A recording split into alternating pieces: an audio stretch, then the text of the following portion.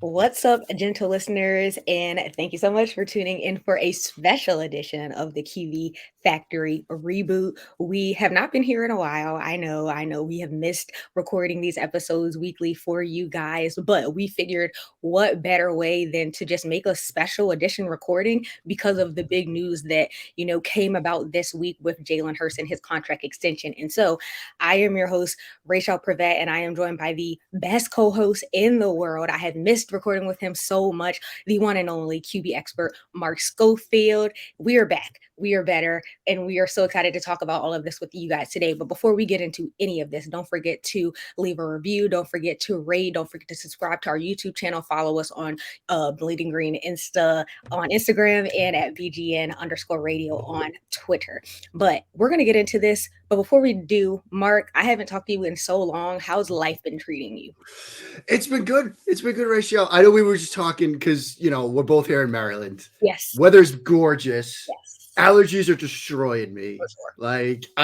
I might as well buy stock in Zyrtec and Claritin if that's possible because I'm just chewing it like it's candy at this point and it's doing nothing. It's just relentless right now. You go outside, the car is just green because it's covered in pollen dust. Yeah. But the weather is nice, although this is the typical Maryland. You get a week of spring, right? Yeah. And we're already getting upper 80s. I've seen some 90s on the horizon, and it's I love it. Do we get any type of spring? No, we're right into summer. So let's open up the pools. Let's go. But yeah, I'm doing good. How have you been? I've been good. Just covering the news, and I have became a auntie for the first time since. Yeah, in December. So that's nice. Fun, keeping us busy and everything. But yeah, you've been crushing it with your articles on the SB Nation website. I saw the article that you wrote about Jalen Hurts. It's called How Jalen Hurts Became the Highest Paid Player in NFL History. So all of you gentle listeners out there, go check it out. You've been crushing it. Thank you. You've been crushing it too. I have a great story about that story, and then I'm going to tell in a second. But first, look, we're going to do some quotes, right? That's how we start things. And I've got from my current obsession, the show Succession, because Succession is back. And I got a quote from Tom, good old Tom. Here's the thing about being rich. It's bleeping great. It's like being a superhero, only better. You get to do what you want. The authorities can't really touch you. You get to wear a costume, but it's designed by Armani, and it doesn't make you look like a prick. Oh. Ah. I am not a Succession fan, so I'm sure the listeners are they're aware with Succession. It has some of the best quotes, and I had to edit this because this is after all family show. A lot of the quotes that I wanted to use, I couldn't even edit because they were just so ridiculous. But it's a quote about being rich, which I think is appropriate for the highest paid player in NFL history. So there you go. Okay, I love that. And I feel like maybe I should give Succession a chance. Haven't watched it yet. Absolutely. So many people talk about it all the time. I know, and there's so much stuff to watch that it's it's hard to keep up with it. But as we get into May and June and things slow down a little bit, give it a chance. I think you'll love it. Okay, I definitely will do that. I have a song lyric. It's also has something to do with getting paid, and I chose a song from Beyonce, Queen Bee, my favorite, from her song Formation. And it says, always stay gracious. Best revenge is your paper.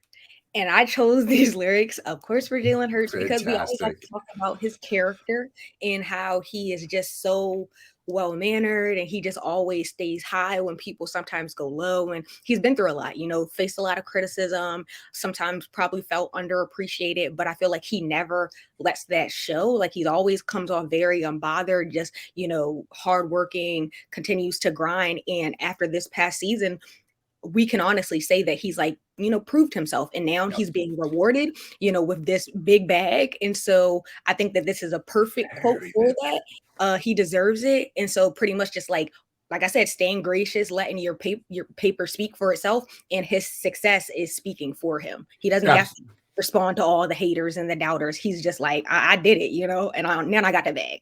Yeah, I love that. And I mean, to that point, there was a video that came out this week. Jim Nagy, the executive director of the Senior Bowl, was on a local Alabama sports station after this contract was announced. And he told the story of the day before Senior Bowl practice had started, the year that Jalen was down there. he was part of like the introductory press conference. Hurts was with Jim Nagy. And when they opened the floor to questions, one of the first questions that Hurts got was, "Are you going to practice as a running back this week?" And Nagy was like telling the story this week, and he was like, I was like painfully embarrassed for Hurts that he had to answer that question because he's been a quarterback. He's always been a quarterback, but he's faced these questions, right? Like he's faced these questions coming into the NFL. Like I remember when the Patriots, that was a Freudian slip, when the Eagles drafted him. I went live with our good buddy Michael Kist on the BGN Insta, and we were just kind of like, this is weird. Like we didn't like the pick at the time. A lot of people didn't like the pick at the time. Even like I liked Hurts as a quarterback prospect. Yeah. I didn't know if the fit made sense in Philadelphia at the time. Mm-hmm. Certainly looking back, fit made a lot of sense. Yeah. And, you know, his growth has become in many ways sort of the benchmark. I was on a Bears show last night, and obviously Justin Fields and questions about him. And, you know, you keep saying over and over again, look, the Bears are trying to do what the Eagles did with Hurts, build around him, make the leap in year 3. And that's what like Bears fans are hoping for. They're hoping they get sort of that same leap from you know, Justin Fields that the Eagles saw from Jalen Hurts. So I love that quote. I know. Thanks. So yeah, let's just get right into it. We're going to touch on all of it. I have some questions for you. I'm going to share my thoughts, all that good stuff. But as we all know, on Monday morning, it was announced that the Eagles, you know, agreed to a 5-year extension with Jalen Hurts worth $255 million, with over $179 million fully guaranteed. And the big deal about this was the fact that there was no trade clause. And so this deal, like we already mentioned, makes Hurts the first player in Eagles history to earn a deal with a no trade clause. And so this deal will keep him through 2028. Mind you, he's only 24 years old. He turns 25 years old in August. And so congratulations to Hurts. Shout out to Howie Roseman for getting this done. And also we got to give his agent her flowers because first Black woman to represent a quarterback in the Super Bowl. And now she gets this deal done, making him the highest paid player in NFL history. So, you know, shout out to Nicole Lynn for getting that done. But there are some concerns that people have when it comes to this contract. I'm a fan of it. I feel like he's deserving of it. But of course, you know, Albert Breer came out and talked about the salary cap issue. We've heard issues, you know, people worried about the chance of injury when it comes to Jalen Hurts because he is a mobile quarterback. And also just the fact that is he going to be able to stack multiple successful seasons? And so my question for you is, did the Eagles make the right decision? Absolutely. Like I think this was sort of a no-brainer for a couple of different reasons. Like one, you've seen now what Jalen Hurts can be at his best, which is, and I know we're going to talk about tiers later, but the goals and aspirations we had, you know, before this season began, he met those in terms of putting himself in the upper echelon of quarterbacks in the NFL. So he's earned this deal. He earned this deal with his play from the pocket. And you mentioned the piece I wrote. I'm going to tell a quick story about that a little bit later because I got a funny little story about that. But yes, what he could do as an athlete and as a runner certainly matters in today's NFL. And I touched on that this week, and we've talked about that, right? In this sort of, you know, in the world of the NFL that we're living in, when, you know, defenses are keeping both safeties deep, they're playing lighter up front, they're almost daring you to run.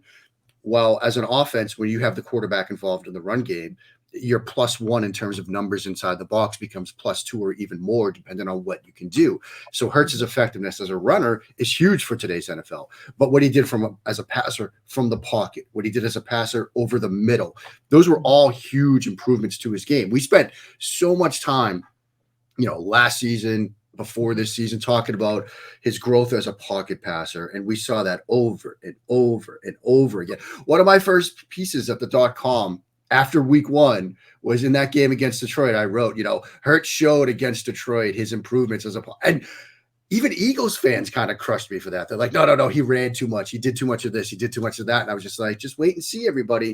And here we are. So I think the deal made sense. I also think it made sense in this way. They went first. Yes. Think about it. Burrow, Herbert, Tua, Lamar, they've all got contracts coming now. Okay.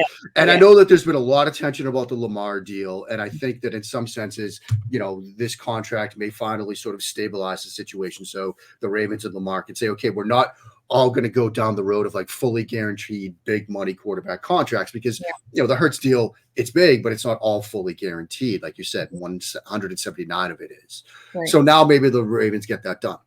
Yeah. And so while, yes, Jalen Hurts is the highest paid player in NFL history today, he might not be tomorrow or the week after that once those deals start coming in. It's why when the Chiefs went early on Mahomes, everybody was like, wait, $500 million? What? Now he's like underpaid by current quarterback standards. And so like number 6 or something. Yeah. And so it's just a matter of time until Hurts is then underpaid. So going first was very smart for Howie Roseman too. So I'm a huge fan of this deal. Same. No, I am 100%. I love that you mentioned that. I was going to bring that up on the NFC's mixtape. RJ and Brandon Lee Gowton record every week. And RJ always talks about how he doesn't like when people are like,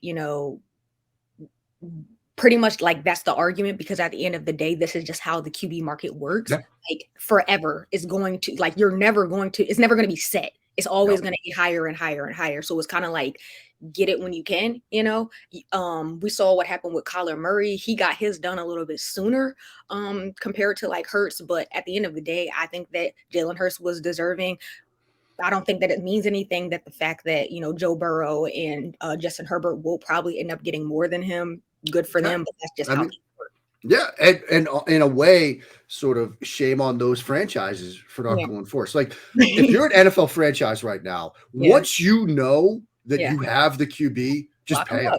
Right. If it's year one, if we get Bryce Young, whoever goes first, in this draft, I know we're going to talk about that in a second. Yes. If they start showing signs as a rookie that they're going to be the guy, go early on the extension. Like, I know you want to, maximize that rookie quarterback contract window, but go sooner rather than later because the price is just going to go up.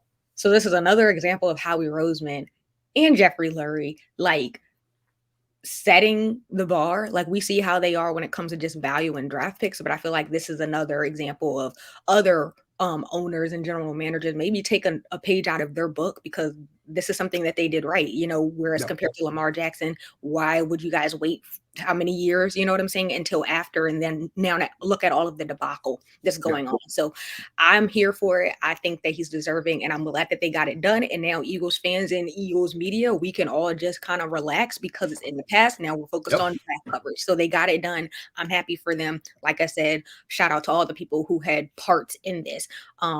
This past season. I'm so glad you mentioned Nicole Lynn. And that's such a great story because she like reached out via DMs. It was just like, do you have an agent? Because if you don't, I'd love to chat. Like, just a tremendous story. And, that's so great to see too, because, I'm sure her, voicemail is full right now with a lot of would-be prospects that might not have representation saying, hey, can we chat? Because tremendous story. I love that angle to this too. So Jalen Hurts this past season, phenomenal job. You already talked about improving when it came to his passing game, which was one of the things that we wanted to see, but also when it came to his running game. So he completed 66.5% of his passes last year, averaged 8.4 adjusted yards per attempt while throwing 22 touchdowns, only 6 interceptions. But of course, run game is where his strength is, 760 yards, 13 touchdowns last season. And so we saw how he performed during the Super Bowl, arguably could have been MVP, but it's just the fact that the Eagles didn't win. So it went to, Mahomes. And so based off of what we saw from Jalen Hurts, who do you feel like is going to be under more pressure moving forward when it comes to this deal? Hurts or Howie Roseman? Because, like I said, there are those concerns about the salary cap moving forward. Right this year, he's not going to be getting, it's not that much of a difference. But when we look at like the next 4 years moving forward, the Eagles are not going to be able to be as flexible when it comes to their spending, trying to retain, veteran players or even young, talented players. And so that's something that's going to be interesting. So I just wanted to get your thoughts on just like the pressure. Yeah, I mean, I think there's pressure to go around. There's going to be pressure when you become the highest paid player in NFL history to perform. I mean, it comes with the job. There's going to be some pressure on Howie Roseman in the sense that if Hurts struggles, it's going to be, how could you have done this? If he gets hurt, how could you have done this? Now, I think Hurts is a powerfully built quarterback. I mean, again, we're doing this less than a week before the 23 NFL draft, and there's all this discussion about Bryce Young and his frame and can he hold up. And when people bring that up, I say, look, Jalen Hurts he's built like a fire hydrant. Yeah. Like they're different frames. And so I think, yes, Hurts dealt with some injuries. We heard about an ankle injury as well in the past couple of days. So there's always going to be that concern, but pocket passers, statuesque pocket passers get hurt too. Like it's a collision game. Like you can't legislate injuries out of the game. Like it's just part of it. And so, it's something to think about. It's something to keep in mind. And certainly if he suffers a bad injury or something like that, it will certainly come up. But it's the sport, and the salary cap component of it, the way that they structured it, yes, it accelerates in the terms of the size of the contract in like 25 and 26. Mm-hmm. We expect the cap to go up every year too, and so right now, they've deferred a lot of the big money too. So he'll be, if the salary cap remains the same, a much bigger percentage of the team's overall cap in those years. But if the cap goes up by another 10, 15, 20% each year, that will balance it. I don't think the NFL shows any signs of slowing down, does it? I mean, for all the thoughts about the league might be died and nobody's going to watch, every year it's like 25 top-rated shows of the year, 25 football games, or 24 football games at the Grammys. Like, that's how it works. And so the cap's going to go up. So by the time it gets to the big money portions of this deal, it's probably going to balance it out. I think there's a third person that's under pressure, though, and that's Brian Johnson, their new offensive coordinator, right? Okay. Because as we've seen, look, another sort of path in the Eagles model is, 2 years or consistency around the coach. And Shane Steichen, certainly helped with the development of Jalen Hurts. Now he's in Indianapolis. And so Brian Johnson comes up from quarterback coach to offensive coordinator. Now there is some continuity. Obviously, he's not a new face. Like they know each other and they've worked together and all of that stuff. But now he's in this sort of play caller role, right? And so how does he handle that? How does he balance what Hurts does from the pocket, from outside the pocket? So I think, there's some pressure there as well. But I love that. That's the beauty of having success, right? With success comes the big contract, comes some of the pressure that comes with it. So, all three are going to face some pressure this year, but I think they're more than up to it from what we saw the season before. Yeah, it is going to be interesting. The plus side for him is the fact that compared to maybe like the defensive side of the ball when it comes to the Eagles, which has lost a good amount of players during the offseason, for the most part, the Eagles' offense is still intact, and a lot of them will be here for the next few years, at least when it comes to A.J. Brown, Devontae Smith, all of that. And so, but that's a really good point. I wasn't even thinking about that, so I like that. But this is what I was most excited to talk about, the tiers, of course. Like I mentioned last year, I think it was like July, we had talked about the Athletics QB tiers column that Mike Sando had put out. And he was just ranking all of the NFL quarterbacks. And so Jalen Hurts fell at number 20. He was tied with Carson Wentz. And this was under tier 3. And so he was among other quarterbacks like Kirk Cousins, Jimmy G, Mac Jones, Baker Mayfield, Trevor Lawrence, Jameis Winston, etc. And so I just wanted to read off just to refresh our memories, the different tiers, and just discuss like based off of the expectations we had set in place for Jalen Hurts.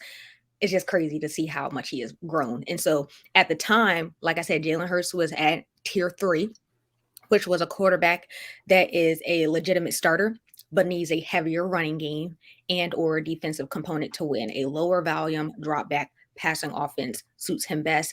Tier 2 is a quarterback who can carry his team sometimes, but not as consistently. He can handle pure passing situations in doses and or possesses other dimensions that are special enough to elevate him above tier 3, but he has a hole or two in his game. And of course, tier 1, a quarterback who can carry his team each week. The team wins because of him. We talked about that so much last year, win because of or just win with. And he expertly handles pure passing situations, has no real holes in his game. And so we had talked about how even though he had placed Jalen Hurts in tier 3, we could see Jalen Hurts potentially elevating to tier 2. We weren't really sold on like, tier 1. We just didn't see it based off of his 2021 season. But I think it's safe to say that he has proven that he has definitely skyrocketed and is now in tier 1, proving that he's a win because of quarterback. And so do you agree? You kind of already touched on it, but is he a tier 1 quarterback? I think so. I think at a bare minimum, he is at the right at the top of tier 2. Like in the tiers last year, Matthew Stafford was at the top of tier 2 at quarterback 7. And I think at a bare minimum, Hurts is right there at QB 7, right below the tier 1 guys.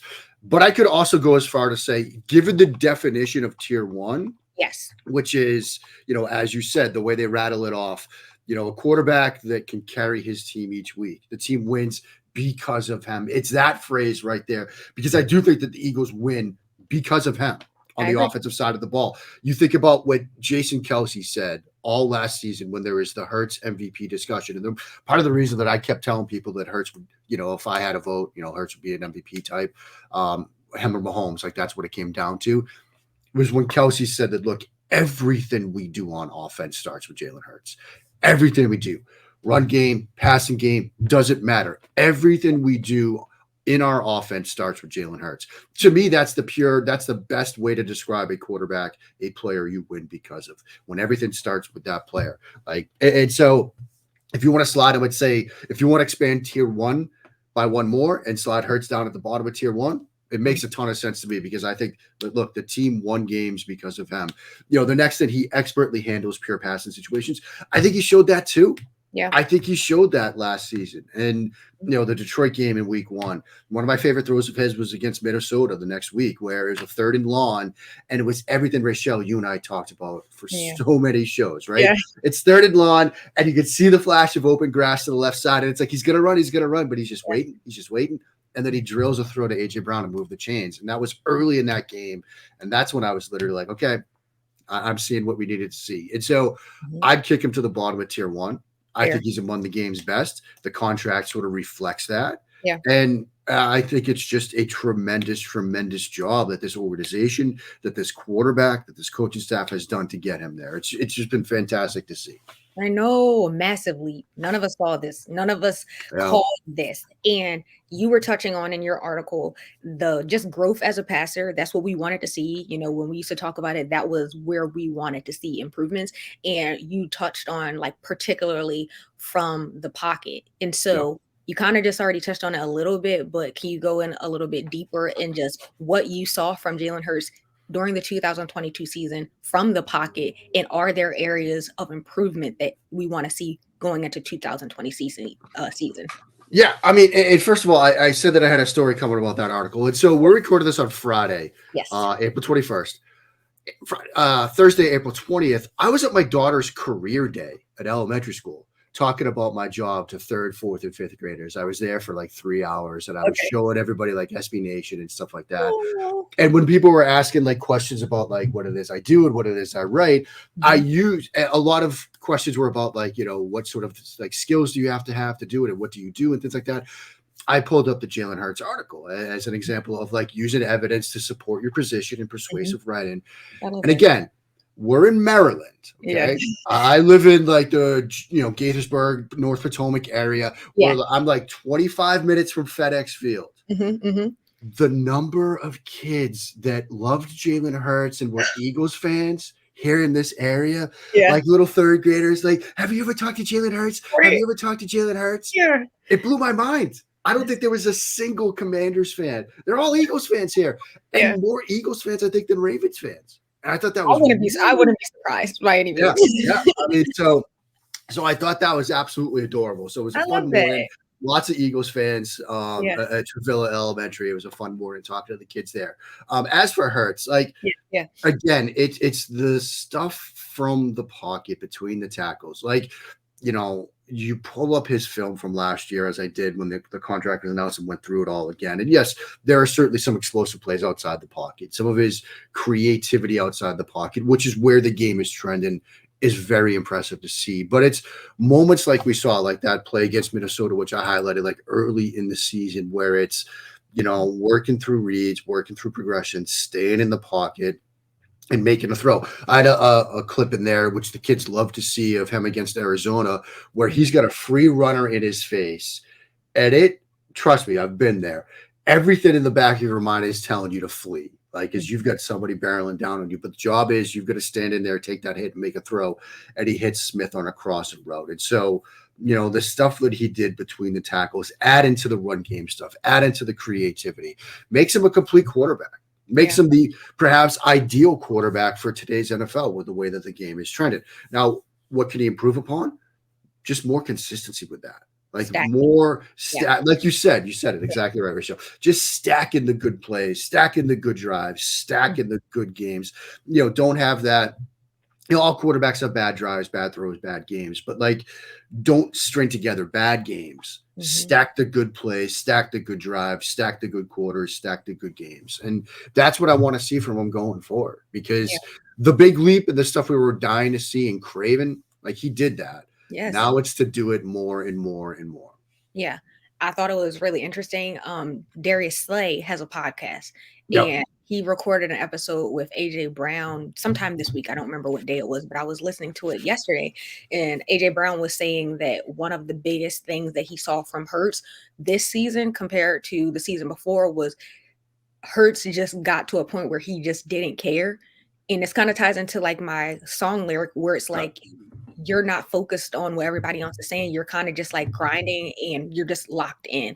And so you kind of just disregard all of like the naysayers. And I think that definitely showed, because he just seemed so much more confident, like you said, when it came to the pocket. And I do think that having weapons like AJ Brown and Devontae Smith elevates your Dallas Goedert. That definitely helps for sure. But I thought that was interesting from his best friend, just saying like, his mindset has changed also. Like, he doesn't care anymore. It's like, I'm going to do what I have to do, and that's all that matters. So I just thought that was a really interesting point that he hit on.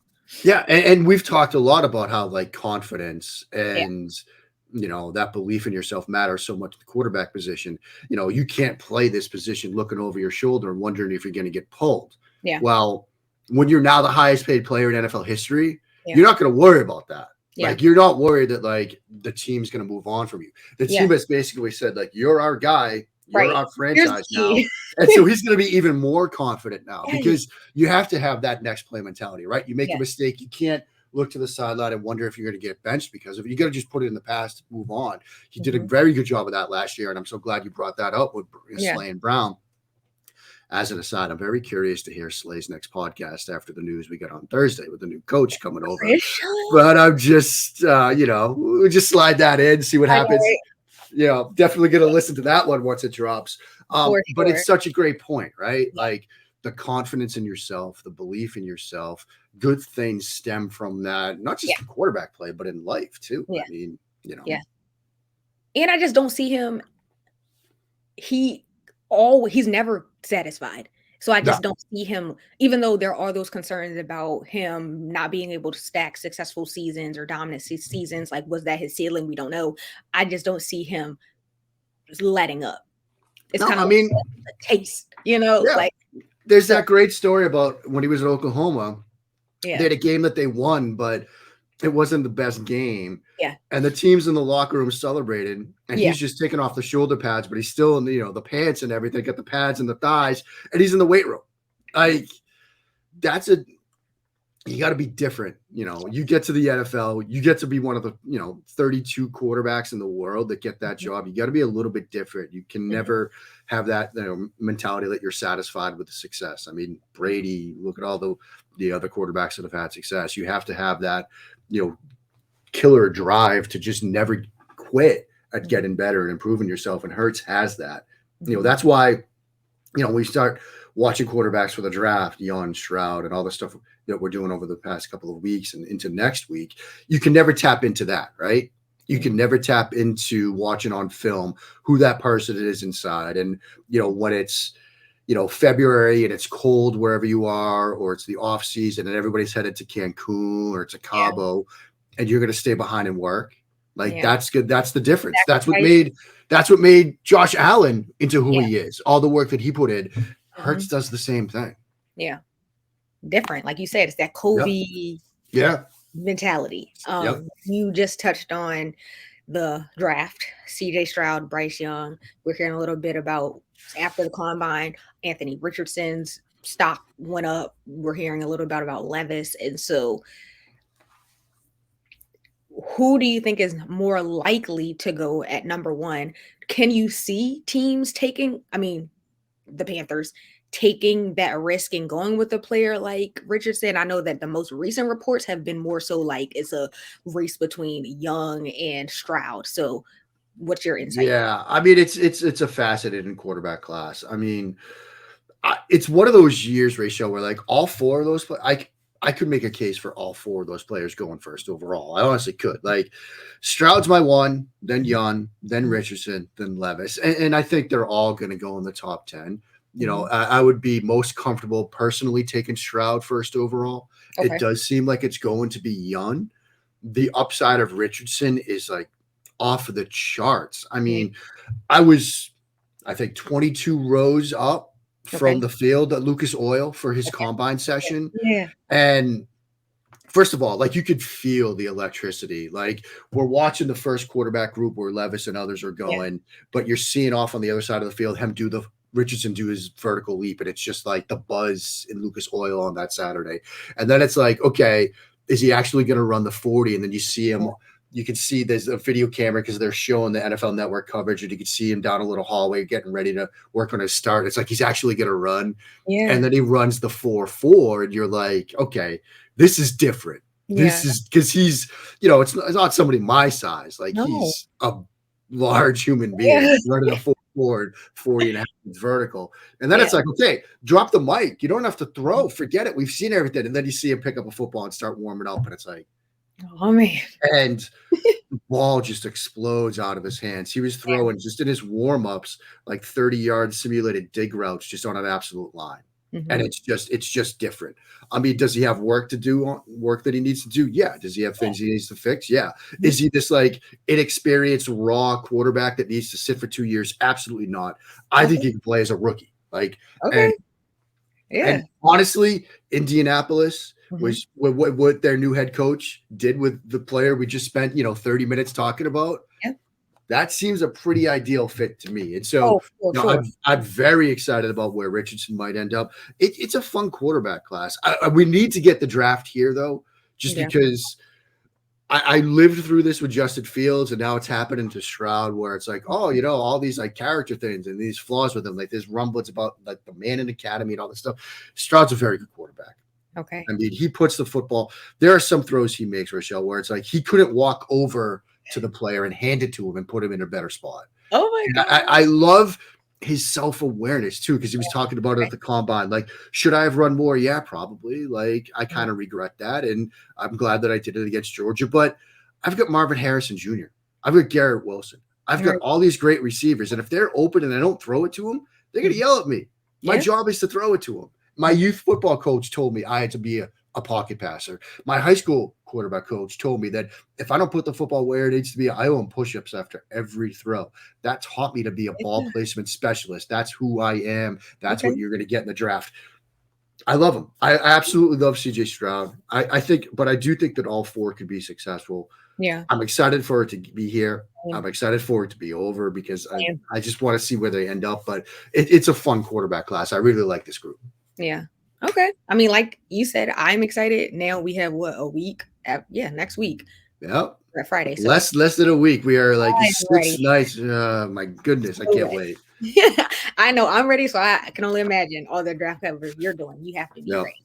Yeah. But thank you, gentle listeners, for tuning in for a special edition of the QB Factory Reboot. We had such a great time recording this episode for you guys, just coming back and, doing it like old times. And so make sure that you guys check out all of the other content that we're going to be dropping for you guys on the night of the draft. We will be doing a live stream, so make sure you guys tune in for that. But make sure that you leave a rating, write a review, subscribe to our YouTube channel, follow us on Twitter, follow us on Instagram, follow me on Twitter and Instagram at Raichele Monique, follow Mark on Twitter. What's your handle, Mark? It's just at Mark Schofield.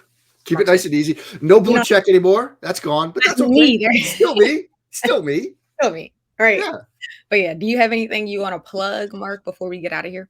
A couple of different things. I mean, obviously, like you said, over at the .com, we're going to be doing a ton of stuff. We have a group mock draft that JP Acosta, James Data, Ricky O'Donnell, and I did. We sort of each took over like 8 teams or so. That's going to go up Monday. As far as like draft coverage, I'm going to have like a draft tracker, I think. We're going to be doing live grades. I'm going to have a round 2 mock that's going to go up late for Thursday night, early Friday morning. We're going to have a round 3 mock. Like, we're going to be doing a ton of stuff. And then everybody else is going to go to sleep when the draft is over. I got the Azerbaijan Grand Prix coming up because I've been doing a lot of F1 stuff, Raichele. Yeah. And we're actually, little spoiler alert here. Oh, yes, we're going to be dropping we've carved out, it's going to go live next week, an F1 like hub over at SB Nation. And one of the first things I'm going to get to do early next week, me, Lando Norris of McLaren, one of the F1 drivers, we're going to sit down for like a 15-minute chat. So I'm going to be able to talk to him. I think he's going to be in Azerbaijan when we're doing it. We're going to talk about McLaren's season, the Australian Grand Prix, Azerbaijan Grand Prix. We're going to talk some gaming because he's a big gamer. So that's going to be fun too. So look for that sometime next week.